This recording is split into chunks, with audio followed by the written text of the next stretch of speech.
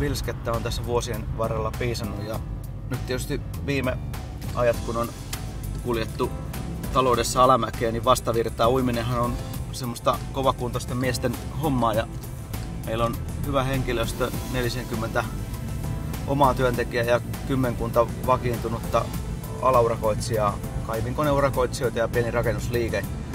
Työmaita on mitä erilaisempia. Juuri paraikaa Kotkasta on Lavetti hakemassa kaivinkonetta ja siirtämässä sitä Helsinkiin. Kotkassa tehtiin toimiston perustushommat ja Helsinkiin mennään purkamaan yksi talo ja rakentaa sen tilalle 2 omakotitalolle vakaat perustukset. Kannattavalla kasvu-uralla oleva maarakennus T. Haavisto seisoo 3 tukialan päällä. 3. työmaista tulee rakennusliikkeeltä, 3. teollisuudesta ja 3. kuluttajasektorilta. Kuluttajasektorille omakotitalojen maarakennusurakoita valmistuu pitkälti 200 vuodessa. Sen lisäksi piha- ja viherrakennuskohteet, vesi- ja viemäröintijärjestelmineen, pintatöineen, leikkikalusteineen ja laatoituksineen työllistävät paljon. Teollisuudelle urakoidaan usein vaativia purku- ja saneerauskohteita. Yritys antaa asiakkaille myös aikataulu- ja laatutakuun. Kohteista huolehditaan alusta loppuun. Maarakennus T. Haavisto on usein kohteiden pääurakoitsija. Vuosien myötä hioutunut toimintamalli pitää yllä laatutason ja hyvä alihankintaverkosto, suorituskyvyn ja aikataulun.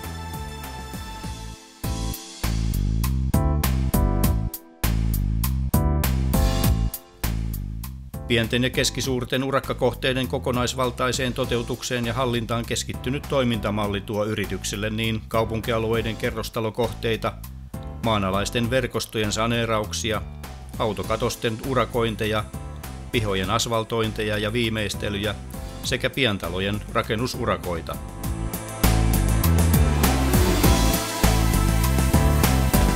Tällä hetkellä meillä on käynnissä Metso Mineralsilla isompi purkuurakka ja sitten pienempiä töitä on pari tämmöistä saneerauspurkutyömaata, missä on muutamia purkumiehiä. Yhden liikerakennuksen laajennus Tampereella ja valtaosahan meidän töistä tulee Tampereelta, sitten pieni osa ympäryskunnista ja sitten ihan pieni riippunen tämmöisistä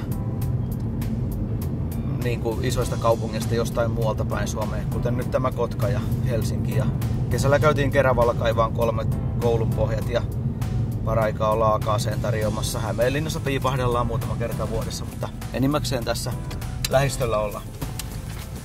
Me ollaan tässä meillä hyvin tyypillisessä pienekössä maarakennuskohteessa, missä 3. polven leipomoyrittäjä Henri Lehtimäki siirtää Mikon Leipä-nimisen leipomon toiminnot vanhasta paikasta tähän Leinolaan ja lisäksi tuonne toiseen päähän rakennusta tulee Pirkanmaan osuuskaupan pieni vähittäismyymälä. Ja meillä on tässä hyvin tyypillinen semmonen urakka, että me ollaan aloitettu tää tontin raivaaminen, kaadettu puut ja kuorittu kannot pois. Ja sitten tässä on lisäksi tehty louhintatöitä ja erityisenä haasteena, että tien toisella puolella on ala-aste ja päiväkoti, että on täytyy olla tosi tarkka ja aidata työmaa huolella. Urakan aikana on ollut tämmöisiä ylimääräisiä työvaiheita. Tässä selän takana näkyvässä kiiltävässä pömpelissä on kaasusäiliö, mistä sitten leipomo saa myöhemmin polttoainetta uunien lämmitykseen. Ja se on tehty erillisurakkana Neste Oilille. Ja me tehdään tää kohde niin kuin avaimet käteen, eli kohde loppuu asfaltointiin ja pysäköintiruutujen maalaamiseen. Jotta meidän asiakkaat vois varmistua siitä, että saa meiltä hyvän palvelun ja ammattitaitoiset miehet niitä koneita käyttämään, niin tätä me koitetaan ylläpitää erilaisilla työhyvinvointipanostuksilla. Me esimerkiksi tänä kesänä ostettiin koko henkilöstölle uudet maastopyörät. Maastopyörät toivotaan, että muutama kaveri löytäisi siitä kipinän harrastaa kuntoilua ja